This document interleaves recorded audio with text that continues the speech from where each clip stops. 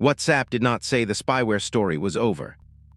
It said the company had already beat in court came back through another door.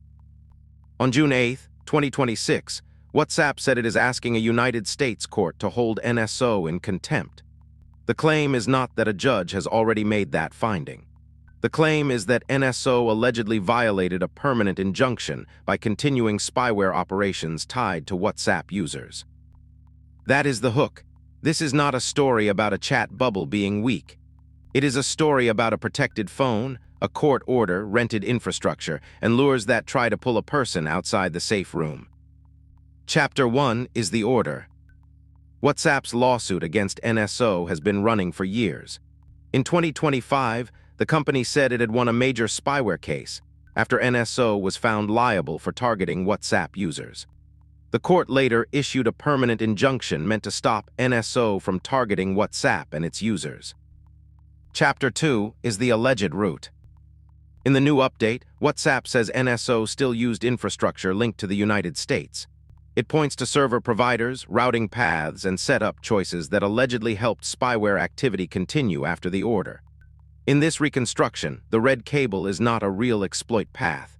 It is the shape of the allegation, a court wall on one side, a server tunnel on the other. Chapter 3 is the lure. WhatsApp says the operations used WhatsApp messages and group invite links to draw targets toward compromised websites.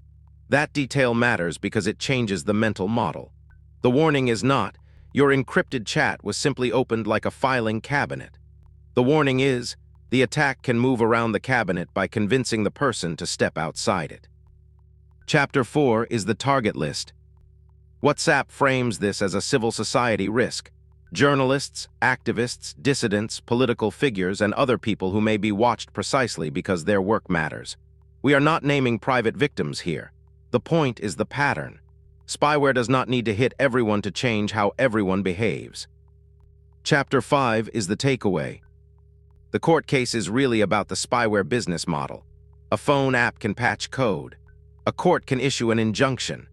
But if a surveillance vendor can rent new infrastructure, build new lures, and keep hunting around the edge of the platform, the defense has to follow the whole chain.